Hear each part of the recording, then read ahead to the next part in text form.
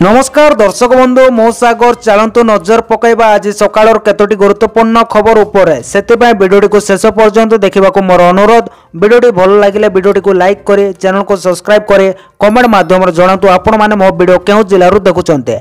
चलतु आज सकाळ खबर उपरे नजर पकईबा।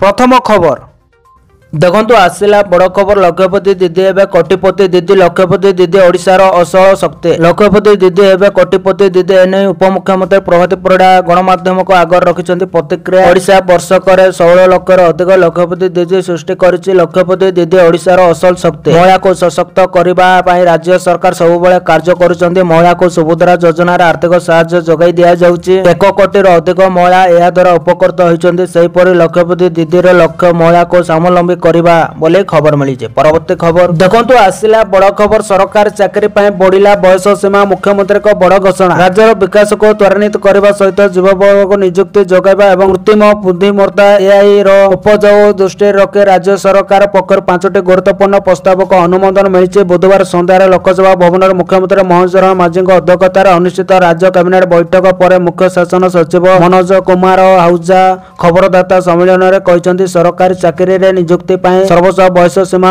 32 ରୁ 42 वर्ष पर्यंत वृद्धि करने को राज्य सरकार निष्पत्ति नहीं खबर मिली। परवर्ती खबर देखंतु आसिला बड़ खबर। शीतल षष्ठी पर मुख्यमंत्री देले 50 लाख अनुदान। शीतल षष्ठी यात्रा पर अनुदान घोषणा कले मुख्यमंत्री। सीएमआरएफ रु 50 लाख प्रदान कले मुख्यमंत्री। शीतल षष्ठी प्रचार प्रसार पर अनुदान प्रदान करा जायछि। पूर्व वर्ष अपेक्षा चलित वर्ष शीतल षष्ठी भव्य करने को सरकार योजना रखिछन्ते। चलित वर्ष शीतल षष्ठी आज जून 1 तारिख रे पड़ुछि। सारा राज्य रे शीतल षष्ठी धूमधाम रे पालन करा जाय। विशेष करी पश्चिम ओडिशा रे शीतल षष्ठी बेस आडम्बर सहकार रे पालन करा जाय बोले खबर मिली। परवर्ती खबर देखंतु आसिला बड़ खबर। मध्यवित्त को सुलभ मूल्य रे सरकार देबे घर। सरकार कला घोषणा। सुलभ मूल्य रे मध्यवित्त एवं गरीब लोकन को घर मिलबो। भुवनेश्वर शहर रे घर जोगाई देबे सरकार। एमआईजी एलआईजी 1 एमआईजी 2 घर देबे सरकार। 15 ରୁ 35 लाख टंका भितर घर मिलबो। पूर्ण होबो साधारण गरीब और मध्यवित्त परिवार रो स्वप्न। सरकार पीपीपी मॉडल रे घर तैयारी करने को स्थिर करिसेंति बोले खबर मिली। परवर्ती खबर देखंतु आसिला बड़ खबर। बंगोपसागर रे सृष्टि हैला अपपात। पारादीप ठारो 190 किमी दूर रे केंद्रीभूत। बंगोपसागर रे सृष्टि हैला अपपात रूप नेला स्पष्ट चिन्हित लघुचाप पश्चिम बंग बांग्लादेश उपकूल रे अपपात रे परिणत होइतबा सूचना मिली। पारादीप ठारो 190 किमी दूर रे यह केंद्रीभूत होइছে। अपपात उत्तर आड़को गति करी आउरी घनीभूत होई गंभीर अपपात रे परिणत होबो बोले आईएमडी पक्षरु कुआ जायछि। तबे यार प्रभाव राज्य में पाग कहला रही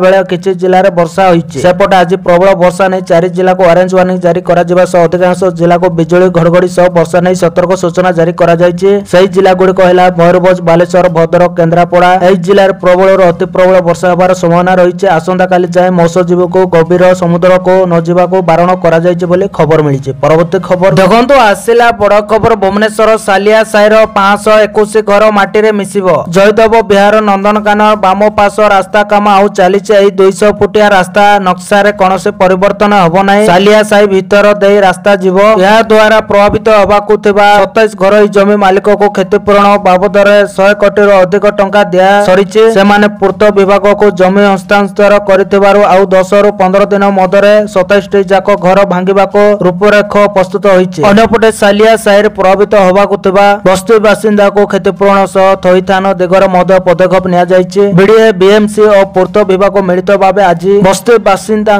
सर्वे करिसेंति बोले खबर मिली। परवर्ती खबर देखंतु आसिला बड़ खबर। कोविड नहीं राज्यवासी को स्वास्थ्य मंत्री का अपील। पुणी कोड़ लेउटालेनी कोरोना संक्रमण दिन को दिन संक्रमित संख्या मध्य वृद्धि पाइबार लागिछि। गुरुवार सुधा देश में सक्रिय मामला संख्या 1200 अतिक्रम करछि। राज्य में मध्य संक्रमित संख्या वृद्धि पाइछि। गतकाली 5 जन पॉजिटिव चिन्हट होइतिले। एहर भितर आज स्वास्थ्य मंत्री कोविड नहीं बयान रखिछन्ति। कोरोना नहीं भयभीत न होबा पय राज्यवासी को परामर्श दैछन्ते। कहीं भयभीत होंतु नाही बोले मुकेश मोहाली कहते सरकार को नजर रे अच्छी सब प्रकार पदक्षेप निया जाउछि। डेंगू नियंत्रण नहीं मध्य काम चलीछि बोली से कहते बोले खबर मिली। परवर्ती खबर देखंतु आसिला बड़ खबर। 4 लाख सहायता घोषणा कले मुख्यमंत्री मोहन चरण मांझी। गजपति रे होमगार्ड परीक्षा बेले द्वितीय व्यक्ति मृत्यु घटना सहायता राशि घोषणा कले मुख्यमंत्री मोहन चरण मांझी। मुख्यमंत्री दुख प्रकाश करने सहित सहायता राशि घोषणा करिसेंति। होमगार्ड चाकरी आशय मृत्यु 4 4 ଲକ୍ଷର ଅନୁକମ୍ପା ରାଶି ଘୋଷଣା କରିଛନ୍ତି। ପ୍ରକାଶ ଥାଉ କି ଦୀପକ ପଡ଼ାଙ୍କ ଚିକିତ୍ସା ଅବସ୍ଥାରେ ପ୍ରାଣ ହରାଇଛନ୍ତି। ଦୀପକକୁ ଗୁରୁତର ଅବସ୍ଥାରେ MKCG ରେ ଭର୍ତ୍ତି କରାଯାଇଥିଲା। ବର୍ତ୍ତମାନ ଚିକିତ୍ସାଧୀନ ଅବସ୍ଥାରେ ତାଙ୍କର ମୃତ୍ୟୁ ହୋଇଛି। ଏନେଇ ମେଡିକାଲ ସୂତ୍ରରୁ ସୂଚନା ରହିଛି ବୋଲି ଖବର ମିଳିଛି। ପରବର୍ତ୍ତୀ ଖବର ଦେଖନ୍ତୁ, ଆସିଲା ବଡ଼ ଖବର। ବିଶ୍ୱବାସୀ ଖାଇବେ କୋରାପୁଟ ଚାଉଳ, ଭାରତ ଖାଦ୍ୟ ଭଣ୍ଡାର ହେବ କହିଲେ କେନ୍ଦ୍ର କୃଷି ମନ୍ତ୍ରୀ। ଆଜି ରାଜ୍ୟରେ ଆରମ୍ଭ ହେଲା ବିକଶିତ କୃଷି ସଂକଳ୍ପ ଅଭିଯାନ। କେନ୍ଦ୍ର କୃଷି ମନ୍ତ୍ରୀ ଶିବରାଜ ସିଂ ଚୌହାନଙ୍କ ଦ୍ୱାରା ପୁରୀରେ କାର୍ଯ୍ୟକ୍ରମର ଶୁଭାରମ୍ଭ କରାଯାଇଛି। କେନ୍ଦ୍ରମନ୍ତ୍ରୀଙ୍କ ସହ ମୁଖ୍ୟମନ୍ତ୍ରୀ ମୋହନ ଚରଣ ମାଝୀ ଓ ଉପମୁଖ୍ୟମନ୍ତ୍ରୀ କନକ ବନ୍ଦନ ସିଂହଦେଓ ସାମିଲ ହୋଇଛନ୍ତି। ରାଜ୍ୟ ସରକାରଙ୍କ ବହୁମୁଖୀ ଯୋଜନାକୁ ପ୍ରଶଂସା କରିଛନ୍ତି କେନ୍ଦ୍ରମନ୍ତ୍ରୀ। ଧାନରେ 3100 ଟଙ୍କାକୁ ନେଇ ମୁଖ୍ୟମନ୍ତ୍ରୀ ପ୍ରଶଂସା। ସୁଭଦ୍ରା ଯୋଜନା ପଦକ୍ଷେପକୁ ପ୍ରଶଂସା କଲେ ଶିବରାଜ ସିଂ ଚୌହାନ। କୋରାପୁଟ ଚାଉଳକୁ ପ୍ରଶଂସା କରି କେନ୍ଦ୍ରମନ୍ତ୍ରୀ କହିଛନ୍ତି, ବିଶ୍ୱରେ ପହଞ୍ଚିବ କୋରାପୁଟ ଚାଉଳ। ଏଭଳି ଚାଉଳ ବିଶ୍ୱରେ କେଉଁଠାରେ ନାହିଁ। ଭାରତ ଦେବ ଖାଦ୍ୟ ଭଣ୍ଡାର ବୋଲି ଖବର ମିଳିଛି। ପରବର୍ତ୍ତୀ ଖବର ଦେଖନ୍ତୁ, ଆସିଲା ବଡ଼ ଖବର। ହୋମଗାର୍ଡ ଚାକିରି ପାଇଁ ଗଲା ଜୀବନ। ଶାରୀରିକ ପରୀକ୍ଷାରେ ଟଳି ପଡ଼ିଲେ ଯୁବକ। ଶାରୀରିକ ପରୀକ୍ଷା ବେଳେ ଟଳି ପଡ଼ିଲେ ଯୁବକ। ହୋମଗାର୍ଡ ନିଯୁକ୍ତି ପାଇଁ ଚାଲିଥିଲା ଶାରୀରିକ ପରୀକ୍ଷା। ମୃତ ଯୁବକ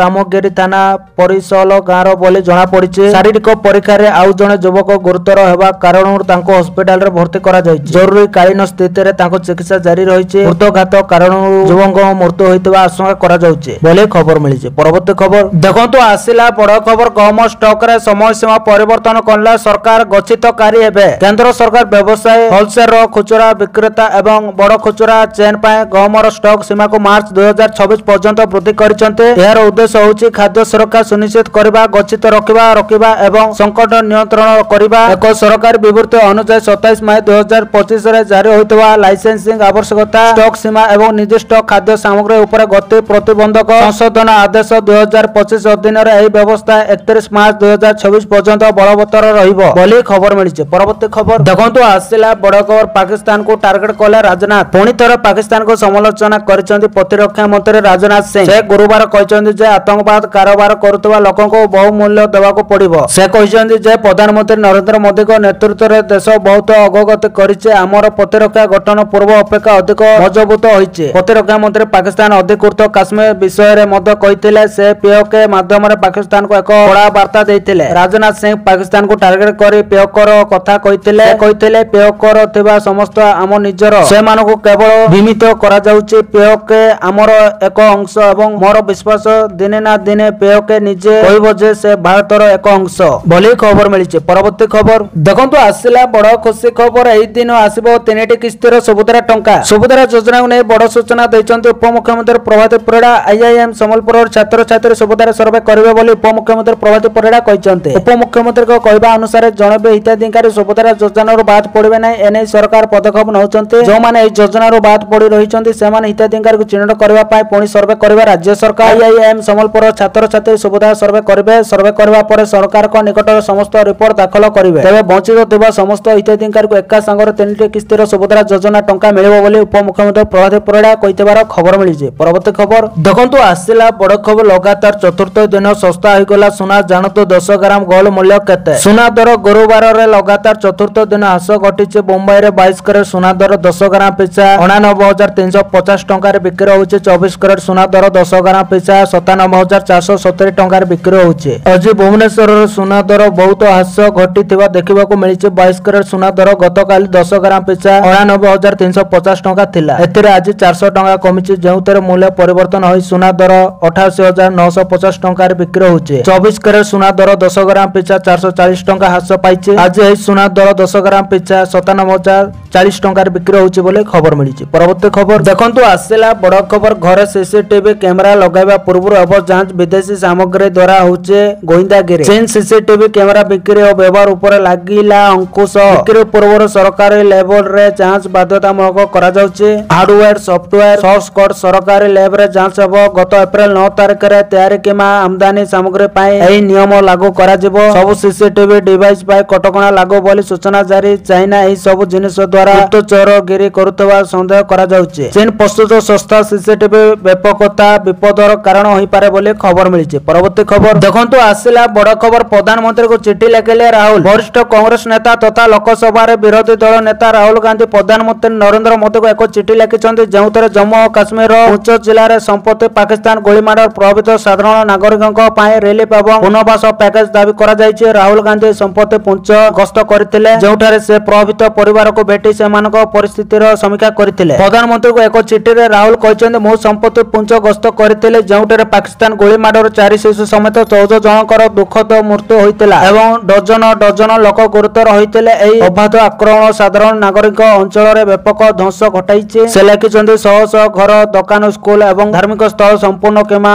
ଆଂଶିକ ଭାବରେ ନଷ୍ଟ ହୋଇଯାଇଛି ଏବଂ ଅନେକ ପରିବାର ସେମାନଙ୍କର ବର୍ଷ ବର୍ଷର କଠିନ ପରିଶ୍ରମ ଏବଂ ଜୀବନର ସଞ୍ଚୟ ଗୋଟିଏ ଝଟକାରେ ହରାଇଛନ୍ତି ବୋଲି ଖବର ମିଳିଛି। ପରବର୍ତ୍ତୀ ଖବର ଦେଖନ୍ତୁ, ଆସିଲା ବଡ଼ ଖବର ମୋଦିଙ୍କ ସିକିମ ଗସ୍ତ ବାତିଲ। ଖରାପ ପାଗ ଯୋଗୁଁ ପ୍ରଧାନମନ୍ତ୍ରୀ ନରେନ୍ଦ୍ର ମୋଦିଙ୍କ ସିକିମ ଗସ୍ତ ବାତିଲ ହୋଇଛି। ଏବେ ପ୍ରଧାନମନ୍ତ୍ରୀ ମୋଦି ସିକିମର 50ତମ ରାଜ୍ୟ ପ୍ରତିଷ୍ଠା ଉତ୍ସବ ପାଇଁ ଗ୍ୟାଙ୍ଗଟକ୍ ଯାଇପାରିବେ ନାହିଁ, ବରଂ ସେ ସକାଳ 10ଟାରେ ଗାଙ୍ଗଟୋକରୁ ଭିଡିଓ କନଫରେନ୍ସିଂ ମାଧ୍ୟମରେ ସିକିମର ଲୋକମାନଙ୍କୁ ସମ୍ବୋଧିତ କରିବେ। ପୂର୍ବରୁ ପ୍ରଧାନମନ୍ତ୍ରୀ ମୋଦିଙ୍କ ଗ୍ୟାଙ୍ଗଟକ୍ ଆଗମନ ପାଇଁ ପ୍ରସ୍ତୁତି ଚାଲିଥିବା ପ୍ରାୟ 11ଟାରେ ପ୍ରଧାନମନ୍ତ୍ରୀ ମୋଦିଙ୍କର ଏହି କାର୍ଯ୍ୟକ୍ରମରେ ଯୋଗ ଦେବାର ଥିଲା। ପ୍ରଧାନମନ୍ତ୍ରୀ ସିକିମରେ ଅନେକ ବିକାଶ ପ୍ରକଳ୍ପର ଶିଳାନ୍ୟାସ ଏବଂ ଉଦ୍ଘାଟନ କରିବାର ଥିଲା। ତଥାପି ବର୍ତ୍ତମାନ ସମସ୍ତ କାର୍ଯ୍ୟକ୍ରମ ଭର୍ଚୁଆଲ ଭାବରେ ଅନୁଷ୍ଠିତ ହେବ ବୋଲି ଖବର ମିଳିଛି। ପରବର୍ତ୍ତୀ ଖବର ଦେଖନ୍ତୁ, ଆସିଲା ବଡ଼ ଖବର ମିଳିଲା କ୍ୟାବିନେଟ ମଞ୍ଜୁରୀ ଘାଟିରେ ରହିବ ପୋଲାଗାର ମୃତକଙ୍କ ସାରଙ୍କ। ପୋଲାଗାର ଆତଙ୍କବାଦୀ ଆକ୍ରମଣରେ ଶହୀଦ ହୋଇଥିବା 24 ଜଣଙ୍କ ପାଇଁ ସବାରଣ ଘାଟିରେ ନିର୍ମାଣ ହେବ ଏକ ସାରଙ୍ଗୀ। ଜମ୍ମୁ କାଶ୍ମୀର କ୍ୟାବିନେଟ ଓମର ଅବଦୁଲ୍ଲା ନିଷ୍ପତ୍ତି। ଜମ୍ମୁ ଏବଂ କାଶ୍ମୀରର ମୁଖ୍ୟମନ୍ତ୍ରୀ ଓମର ଅବଦୁଲ୍ଲା ଘୋଷଣା କରିଛନ୍ତି ଯେ ଗତ ମାସରେ ହୋଇଥିବା ଆତଙ୍କବାଦୀ ଆକ୍ରମଣରେ ପ୍ରାଣ ହରାଇଥିବା 26 ଜଣଙ୍କ ସ୍ଥିତିରେ ସରକାର ପୋଲାଗାମର ବୈଶାରଣ ଏକ ସାରଙ୍ଗୀ ନିର୍ମାଣ କରିବେ ବୋଲି ଖବର ମିଳିଛି। ପରବର୍ତ୍ତୀ ଖବର ଦେଖନ୍ତୁ, ଆସିଲା ବଡ଼ ଖବର ପ୍ରତି ମାସରେ ହେବ ମକ୍ ଡ୍ରିଲ୍ ନିଷ୍ପତ୍ତି ନେଇଛନ୍ତି ସରକାର। ପ୍ରତି ମାସରେ ହେବ ମକ୍ ଡ୍ରିଲ୍। ସୀମାବର୍ତ୍ତୀ 4ଟି ରାଜ୍ୟରେ ହେବ ମକ୍ ଡ୍ରିଲ୍। ମେ 31 ତାରିଖରେ ମକ୍ ଡ୍ରିଲ୍ ହେବ। ଜମ୍ମୁ କାଶ୍ମୀର, ଗୁଜରାଟ, ପଞ୍ଜାବ, ରାଜସ୍ଥାନରେ ହେବ ମକ୍ ଡ୍ରିଲ୍। ପ୍ରତି ମାସରେ ମକ୍ ଡ୍ରିଲ୍ କରିବାକୁ ନିଷ୍ପତ୍ତି ନିଆଯାଇଛି। ଅପରେସନ ସିନ୍ଦୁର ଆରମ୍ଭ ହେବା ପରେ ଦେଶରେ ମକ୍ ଡ୍ରିଲ୍ ଆରମ୍ଭ ହୋଇଥିଲା। ପାକିସ୍ତାନ ଭାରତ ଉପରେ ଆକ୍ରମଣ କରିବା ସମୟରେ ବିଭିନ୍ନ ସ୍ଥାନରେ ମକ୍ ଡ୍ରିଲ୍ ହୋଇଥିଲା। ଆକ୍ରମଣ ସମୟରେ ଉକ୍ତ ଅଞ୍ଚଳକୁ ଅନ୍ଧାର କରାଯାଇଥିଲା। ଠିକ୍ ସେହିପରି ଆଗକୁ ଯଦି ସେହିଭଳି କିଛି ସ୍ଥିତି ଆସେ ତାହେଲେ ସାଧାରଣ ଲୋକ କିପରି ନିଜକୁ ଓ ଆଖପାଖରେ ଥିବା ଲୋକଙ୍କୁ ସାହାଯ୍ୟ କରିପାରିବେ ସେଥିପାଇଁ ମକ୍ ଡ୍ରିଲ୍ କରାଯାଉଛି। କାରଣ ଏବେ ବି ସ୍ଥିତି ଏପରି ଅଛି, କେତେବେଳେ କିଛି ବି ହୋଇପାରେ ବୋଲି ଖବର ମିଳିଛି। ପରବର୍ତ୍ତୀ ଖବର ଦେଖନ୍ତୁ, ଆସିଲା ବଡ଼ ଖବର କମିଲା ପେଟ୍ରୋଲ ଡିଜେଲ ଦର। ଜାଣନ୍ତୁ କେତେ ଅଛି ଆଜିର ରେଟ୍। ଆଜି ନୂଆ ତେଲ ଦର ନିର୍ଦ୍ଧାରଣ କରିଛି ତୈଳ କମ୍ପାନୀ। ଭୁବନେଶ୍ୱରରେ ପେଟ୍ରୋଲ ଓ ଡିଜେଲ ଦାମରେ ସାମାନ୍ୟ ପରିବର୍ତ୍ତନ ହୋଇଛି। ଗୁରୁବାର ଭୁବନେଶ୍ୱର ସମେତ ଅନ୍ୟ ସ୍ଥାନମାନଙ୍କରେ ପେଟ୍ରୋଲ ମୂଲ୍ୟ ଓ ଡିଜେଲ ମୂଲ୍ୟ ନିର୍ଦ୍ଧାରଣ କରାଯାଇଛି। ଗୁରୁବାର ପେଟ୍ରୋଲ ଦର ଲିଟର ପ୍ରତି 100 ଟଙ୍କା 98 ପଇସା ରହିଥିବା ବେଳେ ଡିଜେଲ ମୂଲ୍ୟ ରହିଛି 92 ଟଙ୍କା 56 ପଇସା ରହିଛି ବୋଲି ଖବର ମିଳିଛି। ପରବର୍ତ୍ତୀ ଖବର ଦେଖନ୍ତୁ, ଆସିଲା ବଡ଼ ଖବର ଛୋଟ ଜିନିଷରେ ବି ଚୀନକୁ ଲାଗିପାରେ ଭାରତର ଝଟକା। ଭାରତ ଓ ଚୀନ ମଧ୍ୟରେ ବାଣିଜ୍ୟ ଅସନ୍ତୁଳନ ଦୀର୍ଘ ଦିନକୁ ଏକ ବଡ଼ ଚିନ୍ତାର ବିଷୟ ପାଲଟିଛି। ଗତ ଆର୍ଥିକ ବର୍ଷରେ ଭାରତର ଚୀନ ସହିତ ବାଣିଜ୍ୟ କ୍ଷତି ପ୍ରାୟ 8 ଲକ୍ଷ କୋଟି ଟଙ୍କାରେ ପହଞ୍ଚିଛି। ଏହାର ମୁଖ୍ୟ କାରଣ ହେଉଛି ଚୀନରୁ ବଟନ ପେନ୍, କଙ୍କଣୀ, ପ୍ଲାଷ୍ଟିକ ଓ ରବର ଉତ୍ପାଦ, କାଗଜ ଆଧାରିତ ସାମଗ୍ରୀ ଏବଂ କପଡ଼ା ଭଳି ସାଧାରଣ ଜିନିଷର ବହୁ ପରିମାଣରେ ଆମଦାନୀ। ଏହି ଜିନିଷ ଗୁଡ଼ିକ ଭାରତରେ ସହଜରେ ଉତ୍ପାଦନ କରାଯାଇପାରେ ଗ୍ଲୋବାଲ ଟ୍ରେଡ୍ ବୋଲି ଖବର ମିଳିଛି। ପରବର୍ତ୍ତୀ ଖବର ଦେଖନ୍ତୁ, ଆସିଲା ବଡ଼ ଖବର ସରକାରଙ୍କ ଲକ୍ଷ୍ୟ ଲାଗିବ 67 ପ୍ରକାର 5 କୋଟି ଗଛ ଆସିବ ସରଣି। ବିହାରକୁ ସବୁଜ ସୁନ୍ଦର କରିବା ଏବଂ ପରିବେଶ ସୁରକ୍ଷା ପାଇଁ ସରକାର 5 କୋଟି ଚାରା ରୋପଣ କରିବାର ଲକ୍ଷ୍ୟ ରଖିଛନ୍ତି। ବିଶ୍ୱ ପରିବେଶ ଦିବସ ଅବସରରେ ଜୁନ୍ 5ରୁ ବୃକ୍ଷରୋପଣ ଅଭିଯାନ ଆରମ୍ଭ ହେବ। ପରିବେଶ, ଜଙ୍ଗଲ ଏବଂ ଜଳବାୟୁ ପରିବର୍ତ୍ତନ ବିଭାଗର ଅତିରିକ୍ତ ମୁଖ୍ୟ ସଚିବ ହରଜତ କୌର ବାମହରା ସମସ୍ତ ଜିଲ୍ଲାର ଡିଏମ୍ ମାନଙ୍କୁ ଏହାର ପ୍ରସ୍ତୁତି ସମ୍ପର୍କରେ ନିର୍ଦ୍ଦେଶ ଦେଇଛନ୍ତି। ଏହି ଅଭିଯାନ ପାଇଁ ବିଭାଗୀୟ ନର୍ସରୀ, ଜୀବିକା ଦିଦି ନର୍ସରୀ ଏବଂ କିଷାନ ନର୍ସରୀରେ ବହୁ ପ୍ରଜାତିର ଗଛ ପ୍ରସ୍ତୁତ କରାଯାଇଛି। ଏପରି ଅନୁମୋଦିତ ନର୍ସରୀର ସଂଖ୍ୟା 268 ବୋଲି ଖବର ମିଳିଛି। ପରବର୍ତ୍ତୀ ଖବର ଦେଖନ୍ତୁ, ଆସିଲା ବଡ଼ ଖୁସି ଖବର। 80% ଦିବ୍ୟାଙ୍ଗଙ୍କୁ 3500 ଟଙ୍କା ଭତ୍ତା ମିଳିବ। 80% ଅଧିକ ଦିବ୍ୟାଙ୍ଗଙ୍କୁ ବଢିଲା ଭତ୍ତା। ଏଣିକି ଦିବ୍ୟାଙ୍ଗଙ୍କୁ 3500 ଟଙ୍କା ଭତ୍ତା ଦେବେ ସରକାର। 80 ବର୍ଷରୁ ଉର୍ଦ୍ଧ୍ୱ ବରିଷ୍ଠ ନାଗରିକକୁ ବି ମିଳିବ ଭତ୍ତା। ଜୁନ୍ 2025 ସୁଦ୍ଧା 80 ବର୍ଷ ଅତିକ୍ରମ କରିଥିଲେ ଭତ୍ତା ମିଳିବା ନେଇ ସୂଚନା ଦେଲେ ସରକାର। ଜୁନ୍ ମାସରୁ ଏହି 3500 ଟଙ୍କା ଭତ୍ତା ମିଳିବ। ସମସ୍ତ DSSOS କୁ ସରକାର ଏନେଇ ନିର୍ଦ୍ଦେଶ ଦେଇଛନ୍ତି ବୋଲି ଖବର ମିଳିଛି। ପରବର୍ତ୍ତୀ ଖବର ଦେଖନ୍ତୁ, ଆସିଲା ବଡ଼ ଖବର। RBI ର ନୂଆ ଯୋଜନା। ଫର୍ଣ୍ଣିଚର ତିଆରି ପାଇଁ ବ୍ୟବହାର କରାଯିବ ପୁରୁଣା ଚିରାଫଟା ନୋଟ୍। ପୁରୁଣା ଚିରି ଯାଇଥିବା ଏବଂ ଅଚଳ ନୋଟ୍ ଗୁଡ଼ିକୁ ନଷ୍ଟ କରିବା RBI ପାଇଁ ଏକ ବଡ଼ ଚ୍ୟାଲେଞ୍ଜ। ଏପର୍ଯ୍ୟନ୍ତ ଏହି ନୋଟ୍ ଗୁଡ଼ିକୁ ପୋଡ଼ି କିମ୍ବା ତରଳି ନଷ୍ଟ କରାଯାଉଥିଲା, କିନ୍ତୁ ଏବେ RBI ଏହି ନୋଟ୍ ଗୁଡ଼ିକୁ ପରିବେଶ ଅନୁକୂଳ କରିବା ପାଇଁ ଏକ ନୂତନ ପଦ୍ଧତି ଗ୍ରହଣ କରିଛି। RBI ର ବାର୍ଷିକ ରିପୋର୍ଟ ଅନୁଯାୟୀ ଏହି ନୋଟ୍ ଗୁଡ଼ିକୁ ଏବେ ଫର୍ଣ୍ଣିଚର ବା ପାର୍ଟିକଲ ବୋର୍ଡ ତିଆରି କରିବା ପାଇଁ ବ୍ୟବହାର କରାଯିବ। RBI ର ରିପୋର୍ଟରେ କୁହାଯାଉଛି ଯେ ପ୍ରତି ବର୍ଷରେ 15,000 ଟନ୍ରୁ ଅଧିକ ଏପରି ନୋଟ୍ ବ୍ୟାଙ୍କରେ ଜମା କରାଯାଏ, ଯାହା ବିଭିନ୍ନ କାରଣରୁ ପ୍ରଚଳନରୁ ବାହାର କରିଦିଆଯାଏ। ଏପର୍ଯ୍ୟନ୍ତ RBI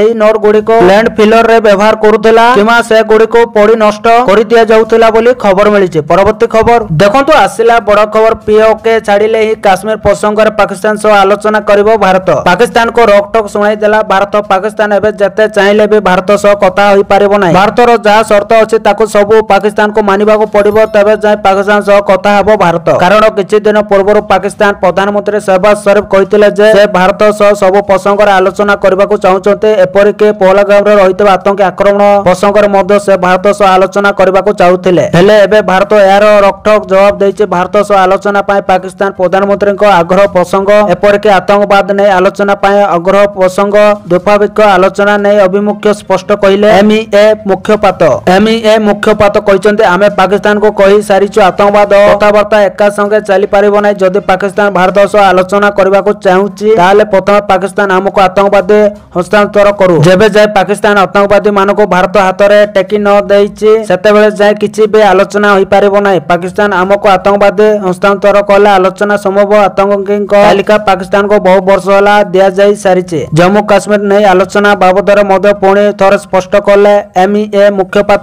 के छाड़िले ही काश्मीर प्रसंग आलोचना हबो कहिले एमईए मुख्यपात बोले खबर मिलिछि। परवर्ती खबर देखंतु आसिला बड़ खबर। प्रतिरक्षा मंत्री को बड़ घोषणा। भारत प्रस्तुत करिवो लड़ुआ विमान। भारत गोटे कि दुईटी नुहे एका संगे 5 प्रकार स्टेल्थ फाइटर जेट विमान विकसित करबा को जाउछि। प्रतिरक्षा मंत्री राजनाथ सिंह निजे यह घोषणा करिसंते। स्टेल्थ लड़ुआ विमान निर्माण करा जिवो बोले खबर मिलिछि।